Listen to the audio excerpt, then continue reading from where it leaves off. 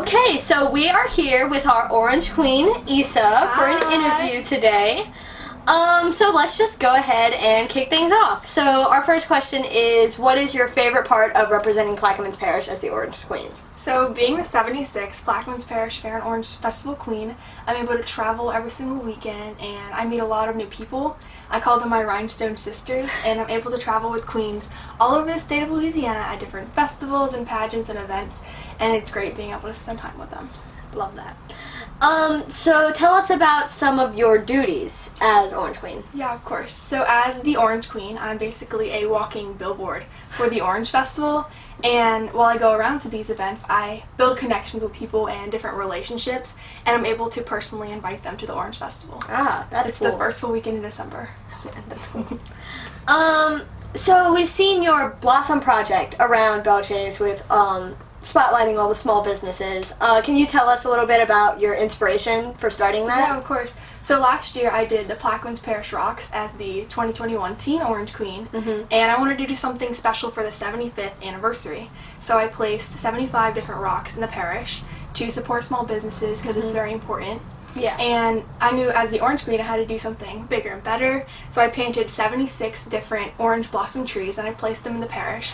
And instead of it being a scavenger hunt this year, I made it my #1 goal to go in and talk to the business owners and talk to the managers in charge and tell them what I was doing. Yeah, I love that. I know my there's one at my dance studio and it's like still sits on the front desk. Oh yes. Yeah. Miss Andrea, she actually taught me my dance for the coronation this year, so definitely had to get her one.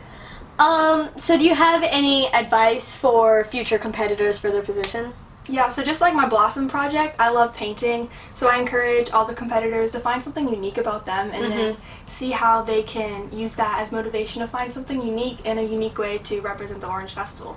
Talk about that in your interview. Yeah. Alright, so can you tell our viewers a little bit about your princess business? Yes, so I always wanted to be a Disney princess, but unfortunately I'm too tall. Oh, really? Yeah, so I'm 5'11", God. and it really crushed my dreams when I was younger. But as I say as the Orange Queen, when life gives you lemons, make orange juice to show the world nothing's impossible. So I created my own Disney Princess company, and I go to different birthday parties and events. I went to the La Yaya Ice Cream Social, and I'm able to give back to the community through volunteering and make magical memories here in Belchase. That is really cool. Yeah, that's super awesome. fun. What are some of your other interests? We know you're involved with Liaya, so what are some of your other hobbies and interests aside from being queen? So I love doing art, and I go to NOCA for musical theater, so that's the New Orleans Center for Creative Arts.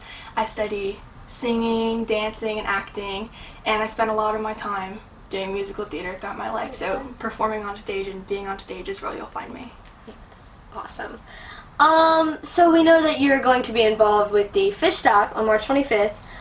What are some of your other spring plans? So spring is festival season because it's perfect weather and the seafood is getting ready to boil. We have a bunch of different festivals coming up in Plaquemines Parish. We have the Seafood Festival, which I'm very excited to go to, and the Croatian Festival. So a bunch of things are happening here in Belchase and in Plaquemines Parish. There's a lot going on. All right, so we have gotten to our last question. It's a question that we ask every single one of our guests that comes onto the show. And it is, if you could go back in time and give yourself advice at the age of 16, what advice would you give yourself? At 16, that would be 2 years ago. Right. Not long ago, but not still. long ago, but definitely just living in the moment and being able to enjoy what I'm doing. A lot of times I'm booked up so far ahead in advance, like trips or events for 3 months. Yeah. And so it's very important for me to enjoy the moment that I'm in and just experience life day to day. Awesome. Well, thank you for coming on and sharing your experiences with us. And we hope to have you on again sometime. Awesome. Yes, of course. Thank you so much.